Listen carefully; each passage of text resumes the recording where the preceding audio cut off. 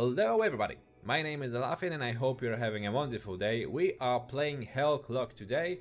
We are playing it to see if this is something that you would like to play yourself, if this is a game that you would enjoy. Hellclock is a roguelite inspired heavily by the events of the Canudos Massacre or the Canudos War, an event that happened in Brazil in 19th century. Which is a very interesting setting in itself. Not many Brazilian inspired games that I am familiar with, so it's very nice. We are in a sort of a hellish dimension and we want to go through it. We just want to save people and remake a clock that we have. I mean, not a clock, a bell in the church. And we shoot people. If I would have to describe the game to you, the best way that I could make that happen is that it's a little bit bullet hell, a little bit Diablo, and a little bit a roguelike. You can see, maybe I'm gonna just do this. You can see this clock in the left top corner. You can turn it off, so I'm gonna tell you that immediately. But you are on a timer here, and when the time is spent, the run is over. You die, you start from the beginning. So you're not just fighting enemies, you're fighting time as well. You are a clock maker, so that's... I think the backstory is that you created this clock that allows you to move back in time, try again, defeat the hell and stuff like that. You have different gears that you can buy between runs. Some of those, the gear is usually just permanent upgrades, so all the guns, all the caps and other things that you can see on the right side here. Trinkets you get during the runs, so we collected 3 of those already. We have some blessings. With every single level up you get some choices that you can get, that you choose, and they upgrade the abilities that you have equipped. Several abilities that you can equip, and different rarities to stuff. If you collect enough thingies, enough trinkets, they're gonna level up, just like there. So very much Diablo, very much roguelite. Interesting combination, and lots of shooting. I just wanted a game that gives me some shooting. We have a blessing of proficiency now. We could go with a swift assault for our dodge here, but I'm not really a fan of that. I don't like to use it to be a damaging ability, although it can be used for that. I much more prefer this Q ability, actually. It creates this beautiful thing around you that deals damage. You're throwing knives or something. You go through those maps. It even looks a little bit like Diablo, like the layout. You can even do this, you know, you have the Diablo look on the map. But it's not that necessary. The maps are pretty straightforward. You go through those. You do have potions, health potions, but we are full on health. We have the max amount of those, so nothing we can do there, unfortunately. You do want to maybe destroy those little containers to get more trinkets, to get more coins, but the time is running out, so we kind of want to maybe measure that a little bit. Don't go too far there. You have that goblin-like creature there that has a lot of coins and stuff. It's a very fast-paced game. I can tell you that already. Things happen very fast. Like a run is 6-7 minutes, like you can see there. You can upgrade that later on. You can also turn the clock off completely. You don't need to play it the way it is designed, which is nice. What do we have here? Maybe critical hit chance? Although the skill speed is also good. Let's go with that. It has a better color. Let's take that. We do have several abilities, by the way. Let's talk about those a little bit too. We have on our left click. By the way, you can map all of those however you want. You can put whatever you want on those. On the left click, we have this like kind of a shotgunny kind of a thing, where we shoot like some bullets in a spreading pattern.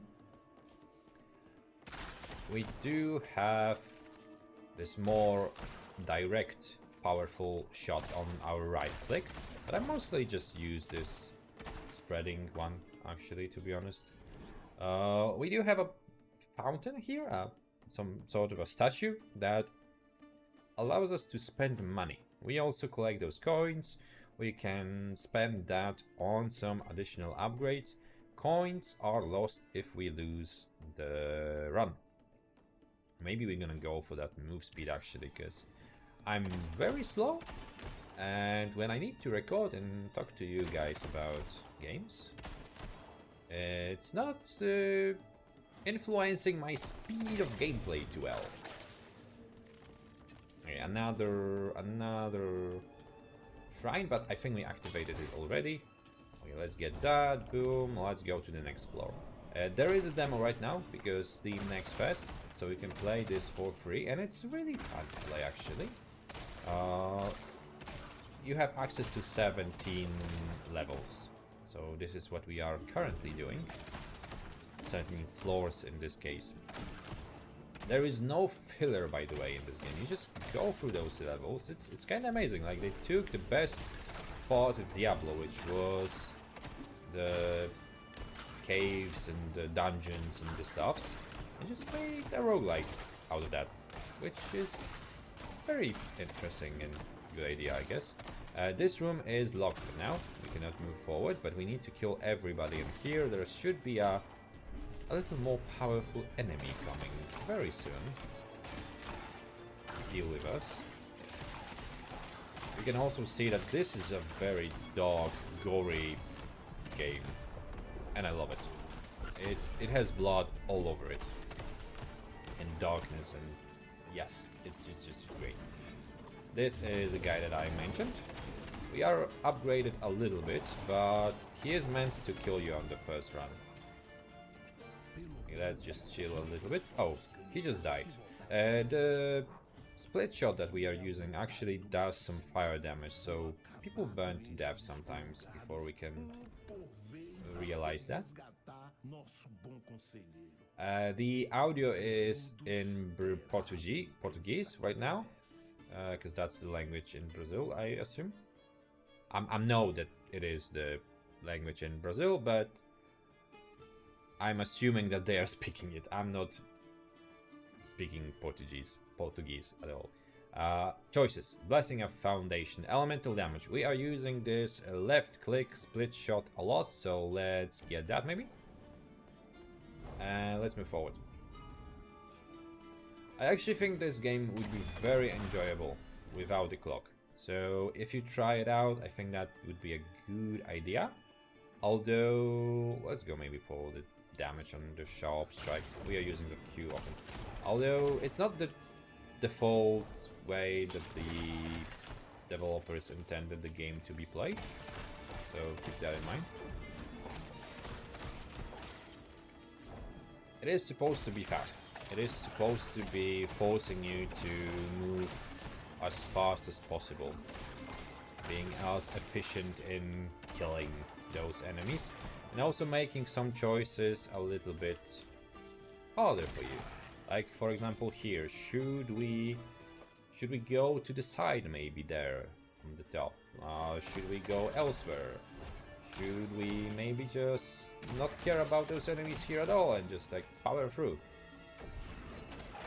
There's a lot of those, by the way. Way too many. Way too many. Let's create this little sphere of slowing things down. That's our E ability. Oh, I see a chest there. I want a chest. Okay, we can have that. Beautiful. Luckily, for the boss battles at least, you don't You don't need to worry about the clock. The clock is off on the boss battles. So just on those levels in between you need to worry about it. What do we have here? Life plus 15%. Elemental damage plus 20 or elemental ailment duration. I think I want that. I want people to burn for longer.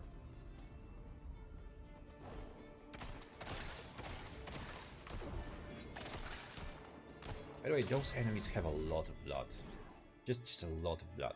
Let's go for more damage on the heavy shot.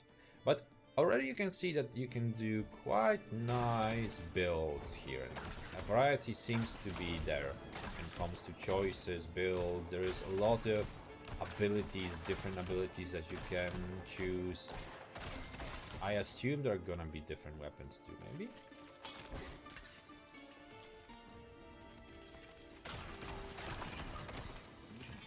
Similar to Diablo, sometimes you get those more difficult enemies popping up. Like small little boss battles, like Butcher for example in Diablo. Like you never know he's gonna be there or not to destroy your dreams of finishing a dungeon. I'm not a great Diablo player, by the way. I think I very much enjoy Diablo 2, like most people. But then, well, it's not the same anymore. Waiting for PoE 2 though. When they gonna finish that game, I'm gonna play it a little bit. Okay, that's a lot of enemies, by the way. And let's maybe not talk about a different game while we are playing the hellclock. That seems like cheating. Like, I'm talking about a different game while still playing another one. Ignite damage. Oh, we cannot actually afford that. That would be amazing for us. So we can go for physical damage, because why not? Because why not? But this game just draws so many comparisons to Diablo that it's just very difficult not to talk about it. Seems like that was a big inspiration. Okay, we are really on the clock here right now. Okay, let's stop playing around. The amount of enemies is also growing. Oh, it's growing. It's growing, man. But we have like 28 seconds. Luckily, when we have those choices, the clock is stopping. So let's think a little bit. We're gonna take the heavy shot for sure.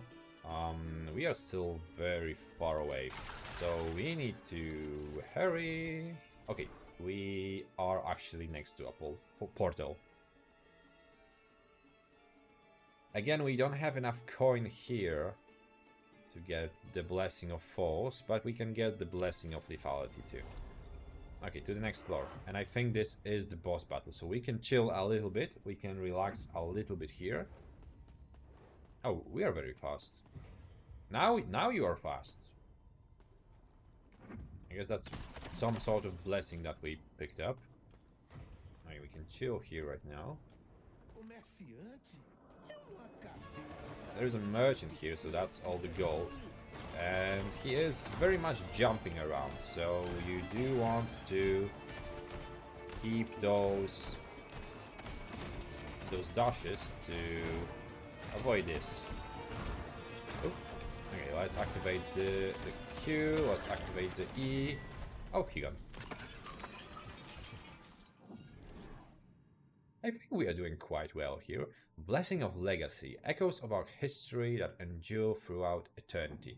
Well, we did kill the boss, so we get a unique upgrade now. What do we have here? Converts all repeated damage to fire and adds 37 chance on a hit to launch a grenade. Well, now you are talking. But what is the repeater? I'm not sure. But let's go. Let's go, let's take that. I guess maybe that's the gun that we have? Just assuming. We could get a longer duration on our slowing field. Or maybe just more knives, more damage with the Q. Seems like a good idea. Okay, nothing here to do. Just 21 seconds before we die. I don't think we're gonna go for too long here. Oh, we actually got some time back. Okay, this may be good. The difficulty after the merchant is much higher. Lately, last time that I played the game, actually the simple mobs here killed me. I don't think I actually went through this level. You can see that they have much more health already. The attacks are faster too, it seems to me.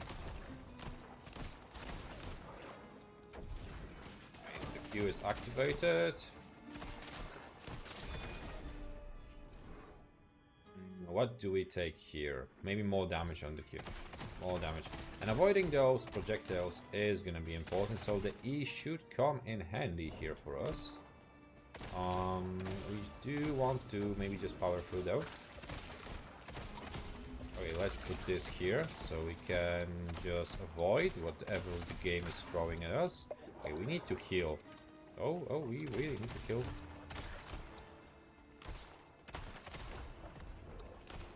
Put that there. Okay, we survived, but we are very low health. Some ability that allows us to heal would be amazing, but I don't have that right now. I'm really lacking in that department. Like some heal on damage dealt.